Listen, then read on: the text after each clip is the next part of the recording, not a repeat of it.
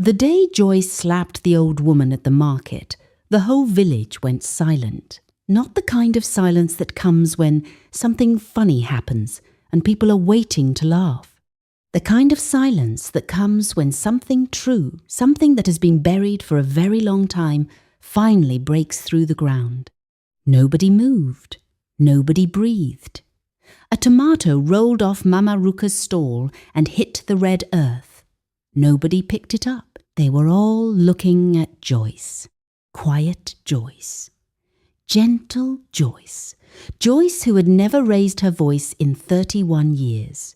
Joyce who said sorry even when she was the one who was hurt. Joyce who stayed behind when everyone else left. Joyce who cooked, cleaned, nursed, sacrificed, and smiled. That Joyce had just slapped the most respected woman in the village, and her hand was not shaking. But to understand that slap, you have to go back, not to that morning, not even to that year. You have to go back to the beginning, to the compound, to the woman on the mat, to the life that Joyce built with her 2 hands and her 2 knees on a red earth floor. Joyce's mother took sick when Joyce was 17. It was the kind of sickness that did not kill quickly, the kind that stayed, that needed turning every morning so the body did not wound itself, that needed medicine bought from the chemist in town. That needed someone present, always present, because you never knew which night would be the last night. Please, before we dive into this emotional and interesting story, hit the subscribe button and turn on your notifications bell to be notified when we drop more interesting story. Her brother Emeka was 20 at the time. He had just gained admission to university in Lagos. Her sister Ngozi was 19. There was a program in Abuja, a certificate, an opportunity. They both left the same month. Nobody held a meeting. Nobody sat down and said, "Joyce, we are leaving this to you." It simply happened the way unfair things often happen in families, quietly, without a vote, without anyone saying it out loud. One morning there were 4 people in the compound. By the end of that month there were 2, Joyce and her mother. For 14 years. The village saw everything.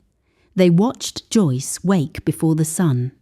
They watched her fetch water, make fire, cook, clean, administer medicine, and then tie her wrapper tight and go to the market to sell the groundnuts and palm oil that kept them both alive. They watched all of it. And they called it her duty. Mama Caro from the next compound said it once, clearly, while Joyce was hanging washing on the line. "That one is a good daughter. She knows her place." Joyce heard it. She smiled. She went back inside. She saved the other thing, the thing that was not a smile, for when she closed the door.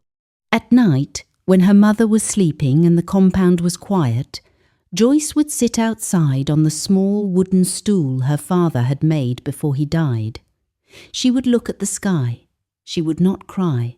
She had decided a long time ago that crying was expensive. She could not afford it. But sometimes she would let herself think one thought, just one. Is this all my life is? She never answered it. She would stand up, go inside, check that her mother was still breathing, and go to sleep. That was Joyce. That was the woman who stood in the market with her hand still raised.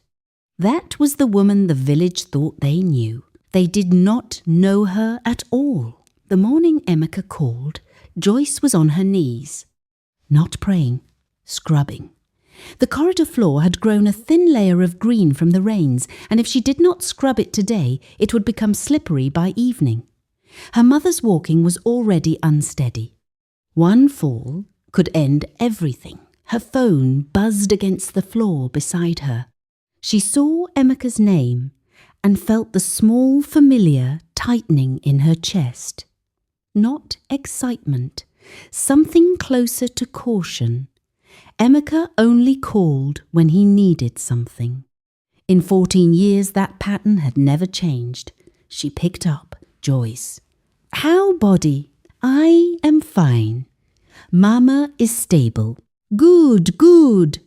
Thank God." He said it quickly. "The way people say things, they are required to say. Listen, I am calling because of something. You know, my wife's younger brother is getting married in December.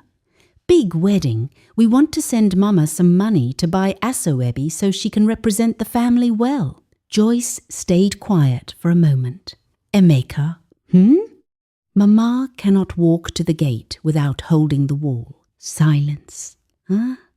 Is it that bad now?" Joyce looked at the corridor floor, at the green that had grown while she was keeping their mother alive.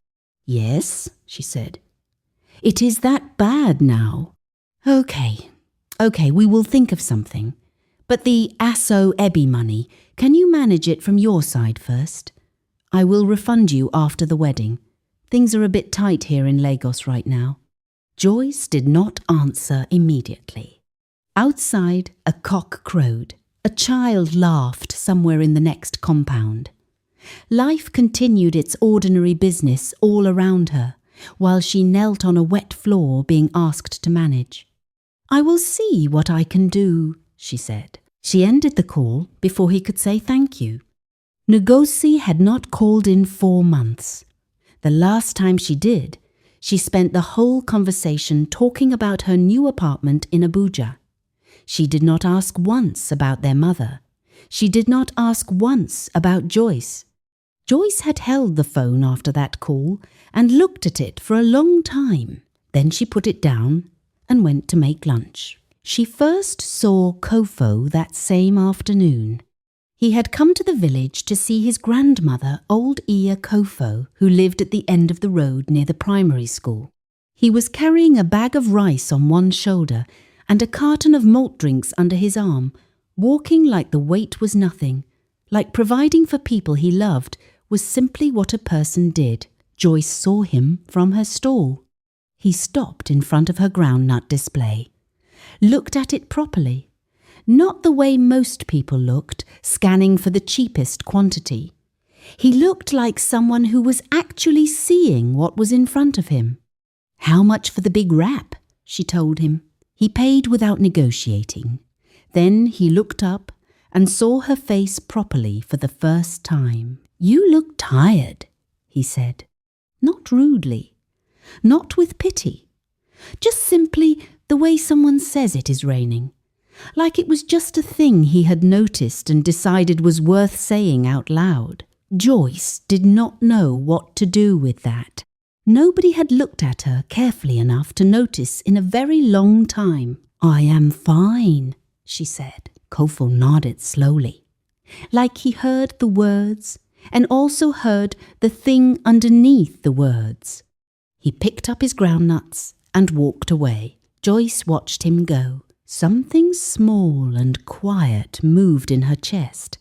She pressed her hand against it and told it to behave. That night, her mother called her from the room. Joyce went in and sat beside the mat. Her mother's eyes were open, looking at the ceiling. Her breathing was the slow, careful breathing of someone who had learned to take nothing for granted. "Joyce." "Ma, did Emeka call today?" "Yes, Ma." Her mother's eyes moved to her face. In them was something Joyce could not fully read, something that was not quite guilt and not quite sorrow, but lived very close to both of them. What did he want? Joyce smoothed the edge of the wrapper, covering her mother's legs. "Nothing, Ma. Just checking in." Her mother looked at her for a long moment. Then she turned her face back to the ceiling. "You are too good," her mother said quietly, almost to herself. "You have always been too good." Joyce sat there in the lamplight until her mother slept. Then she went outside, sat on her father's stool, looked at the sky. Tonight she did not stop the thought at just one. Tonight several came, and she let them. 3 days after Emeka's call, Joyce found the envelope. She was not looking for anything. She was cleaning her mother's room, the deep cleaning she did every 2 weeks, moving the old wooden box from the corner, sweeping underneath the mat, wiping the walls with a damp cloth. Ordinary work, the kind of work her hands did without needing her mind to direct them. The envelope was underneath the wooden box. Old, brown at the edges. The kind of brown that comes from years of sitting in one place undisturbed. Her name was not on it. Nobody's name was on it. But something made her pick it up. Something in her hands knew before her mind did. She stood in the middle of her mother's room, holding it. Her mother was outside. Mama Caro from next compound had come to visit, and the 2 old women were sitting in the shade of the mango tree, doing what old women do, talking about everything and nothing at the same time. Joyce had maybe 20 minutes. She opened the envelope. Inside were 2 things: a letter and a document that looked like it had been folded and unfolded many times. The creases were soft, almost worn through, like someone had read it again and again over many years. She read the document first. It took her 3 times to understand what she was reading.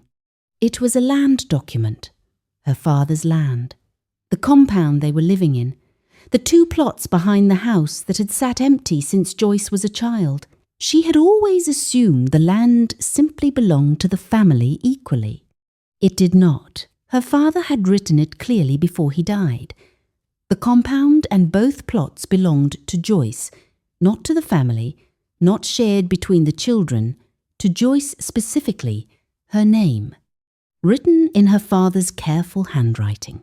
Dated 2 months before he died. Joyce sat down on the mat. She read it again. Then she read the letter.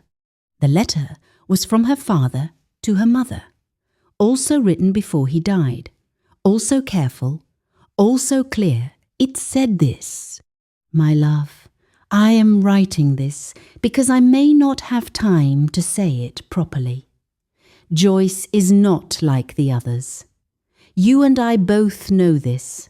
She sees people. She carries people. If we are not careful, the others will use this against her.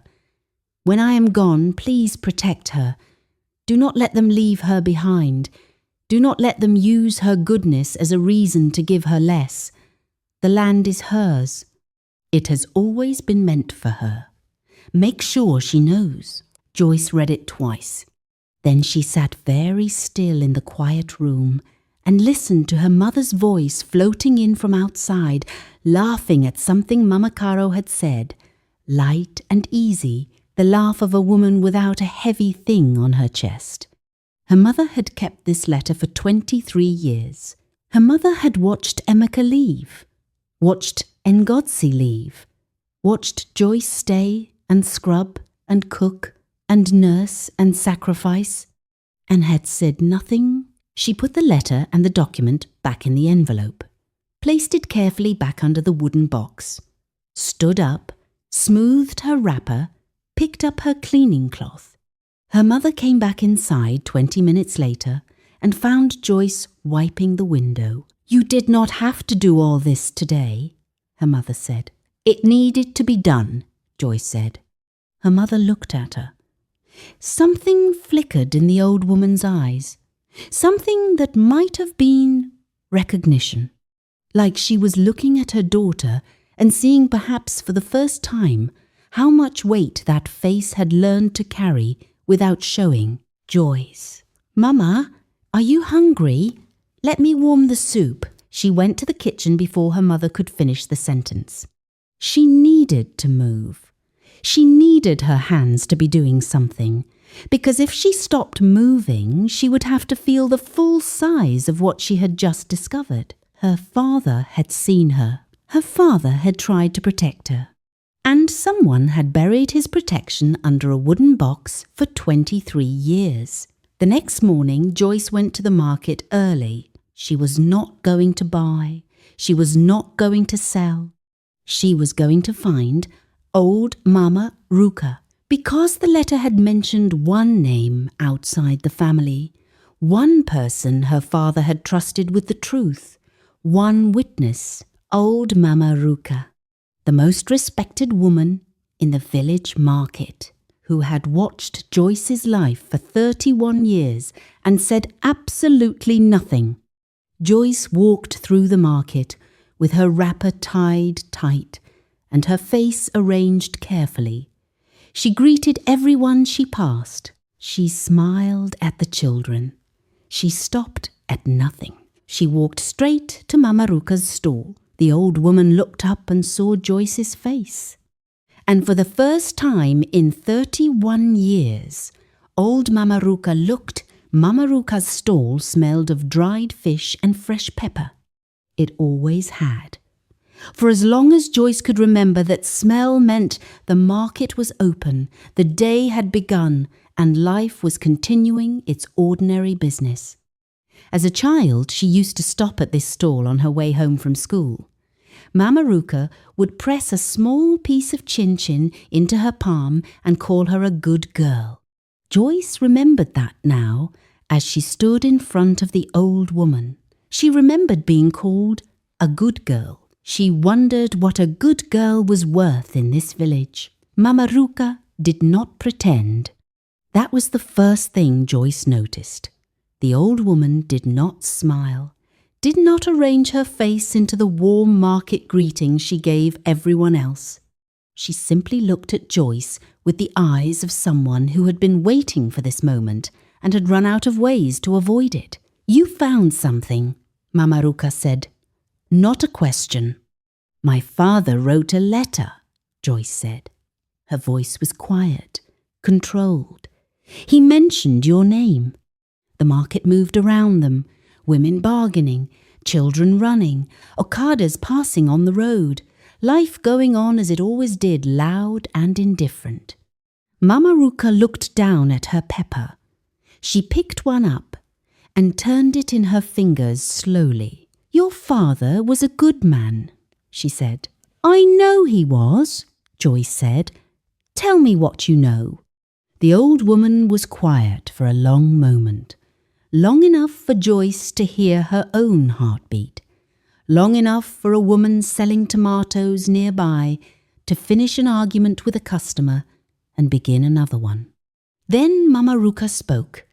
She spoke carefully, the way very old people speak when they are finally releasing something they have carried too long, word by word, like she was setting down something heavy, piece by piece. She said that before Joyce's father died, he had come to her. He was worried. He knew his time was short, and he knew his wife. He knew her love for Emeka, her pride in Ngozi, the way her eyes moved differently when she looked at her first 2 children versus her last. He asked Mama Ruka to be a witness, to watch, to speak if things went wrong for Joyce. Mama Ruka agreed. Then he died, and things went wrong for Joyce. And Mama Ruka said nothing. "Why?" Joyce asked.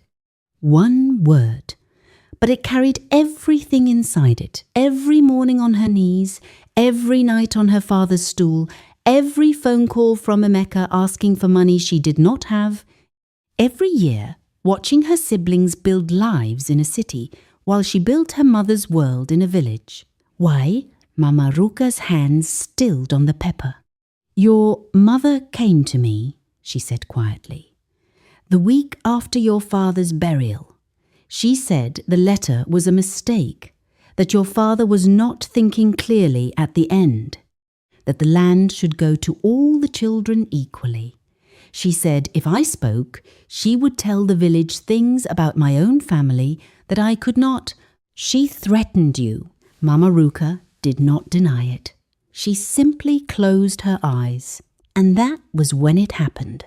Are you watching from Chicago, Atlanta, New York, Toronto, Australia? Thank you for watching. Drop your thoughts in the comments section. It was not the land that broke Joyce open. It was not even her mother. It was what Mama Ruka said next, quietly, almost to herself, the words of a woman who had convinced herself of a lie for so long she had almost made it true. "I thought you were strong enough to carry it, Joyce. You always seem so strong. I thought you would be fine. You always seemed so strong. I thought you would be fine." 23 years. 23 years of being so strong that nobody thought to help her. 23 years of carrying so much that people mistook the carrying for not needing. 23 years of being fine, performing fine, wearing fine like a wrapper so tight it had cut off her circulation. And this woman who had promised her father, this woman who had watched. This woman who had pressed chin into her small palm and called her a good girl, had decided that her strength was a reason to abandon her. Joyce's hand moved before her mind approved it. The slap was not loud. That surprised everyone. They had expected something loud, something that matched the drama of the moment. It was quiet, precise, the sound of one truth meeting another. Mama Ruka's face turned. The pepper fell from her hand. The market went silent the way a held breath goes silent completely, instantly, with no warning, and Joyce stood there with her hands still raised. Not shaking, she lowered her hands slowly. She looked at Mama Ruka. She looked at the market, at every face turned toward her, at every eye wide and waiting, and then Joyce spoke. Quietly, so quietly that the people nearest to her had to lean in. "My father asked you to see me," she said. "You saw me every day for 23 years, and you chose to look away. Do not ever call me strong again. Strength is not something you pour onto a person because you have decided their pain is convenient for you." She straightened her wrapper. "I forgive you," she said. "But I need you to know what you did." She turned and walked out of the market. Kofo was leaning against the wall at the market entrance. He had seen everything. He said nothing. He simply fell into step beside her. And for the first time in a very long time, Joyce did not walk home alone.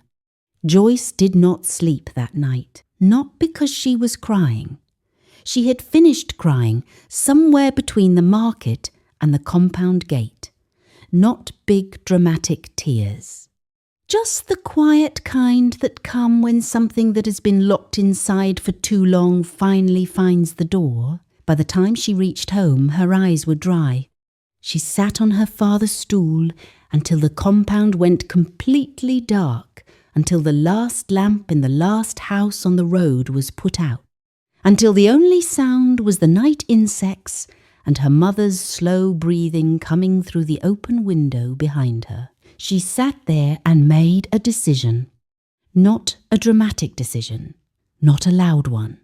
The quiet kind, the kind that does not announce itself, the kind that simply settles into your bones and changes the way you carry yourself from that moment forward.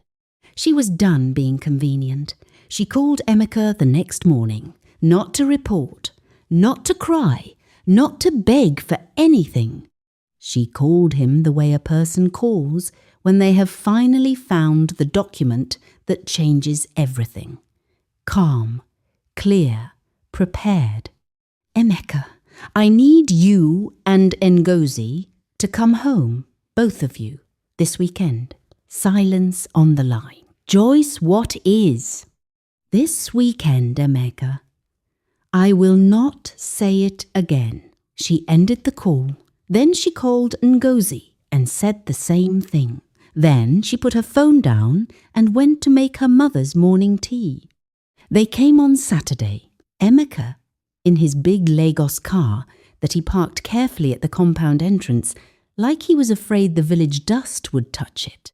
Ngozi, in her Abuja clothes, pressed and deliberate, the kind of clothes that say, "I have moved on from this place." They came with smiles, with bags of provisions, with the performance of people who visit so rarely that each visit must be wrapped in generosity to cover the distance. Joyce served them food. She sat across from them. She waited until they had eaten. Then she placed the envelope on the table. She did not explain it. She did not narrate it. She simply placed it there and watched their faces as they read. Emeka read it twice. His face did a complicated thing, moving through confusion, then recognition, then something that was trying very hard to look like innocence. Ngozi read it once and put it down and looked at the window. Her eyes were wet. She did not wipe them. She simply sat with what she had just read and said nothing. Nobody spoke for a long time. It was their mother who finally broke the silence. She had been sitting in the corner of the room in her chair. Joyce had not told her about the envelope, had not warned her, had simply asked her to be present. Now the old woman looked at her two city children and at the document on the table and at Joyce sitting across from them with her hands folded and her face finally, completely unafraid. And something in the old woman collapsed, not her body. Something inside, something she had been holding upright for 23 years with great effort and great cost. Joyce, her mother said. Her voice was different, stripped of everything except what was true. I am sorry. The room was very quiet. I was afraid, her mother continued. After your father died, I was afraid. Emeka was my first son. Ngozi was my first daughter. I told myself that you were the strongest, that you could manage, that they needed more than you did because I never asked, Joyce said gently. Her mother closed her eyes. Because you never asked. She pressed her hands together in her lap. Her voice dropped to almost nothing. I kept the letter because I could not bring myself to destroy it. Your father's handwriting. I could not burn it. I told myself I would give it to you one day. I kept pushing that day forward until I was too ashamed to push it any further. Emeka tried to speak, to negotiate, to suggest that the land could be handled differently, fairly, in a way that considered everyone's needs. Joyce looked at him, just looked at him. He looked at Joyce's face, and then he looked at his mother sitting in the corner with tears running silently down her face. Something in him, something he had buried under years of Lagos and ambition and convenience, remembered who he used to be before he decided his sister's life was a sacrifice he was comfortable making.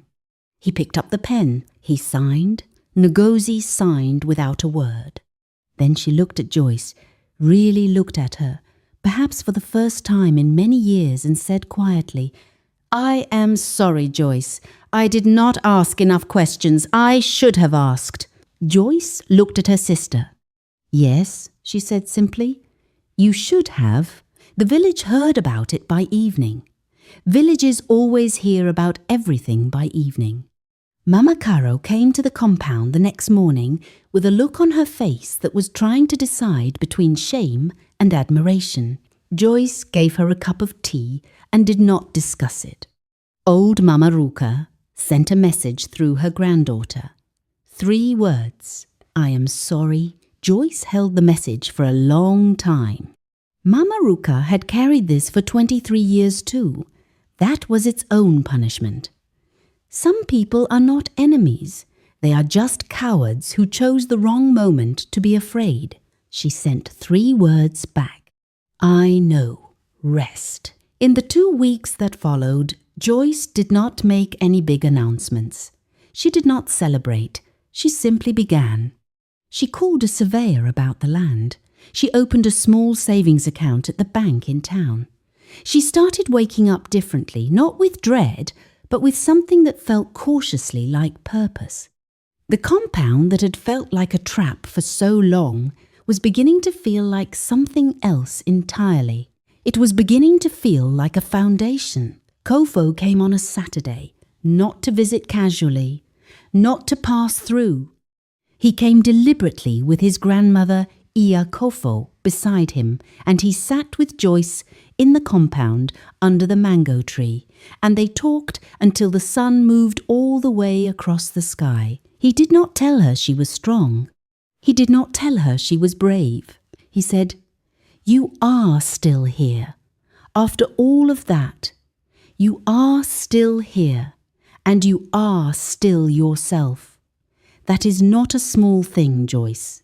Joyce looked at the compound around her, at the red earth her father had walked, at the mango tree her mother used to climb as a young woman, at the 2 empty plots of land behind the house that were now finally, legally, completely hers. She thought about her father sitting somewhere beyond this world watching. She hoped he could see that his letter had arrived. Late, but it had arrived. That evening, Joyce sat on her father's stool. She sat on it differently now. Not with defeat. Not with the weight of everything she had been carrying. She sat on it the way her father must have sat on it, when he made it like a man who had built something with his own hands and knew its worth, like it was always meant to hold her. The night insects sang. Her mother's lamp glowed softly through the window. Somewhere down the road, Kofo's grandmother's house had music playing, something old and warm and unhurried. Joyce looked at the sky. This time, when the question came, "Is this all my life?" she had an answer. No, this was not all her life was. This was just where her life had been waiting for her to claim it. She stood up. She went inside. She did not look back. Please hit the subscribe button. The lesson this story carries: there are people in your life whose strength you have been borrowing without permission. People you have handed the heaviest load because they never dropped it. People you left behind because they never ran after you. Do not mistake silence for satisfaction. Do not mistake endurance for contentment. And do not wait until someone slaps you awake to see what you have been ignoring. See the Joyce in your life. Before she has to raise her hand, please hit the subscribe button. Thank you for watching.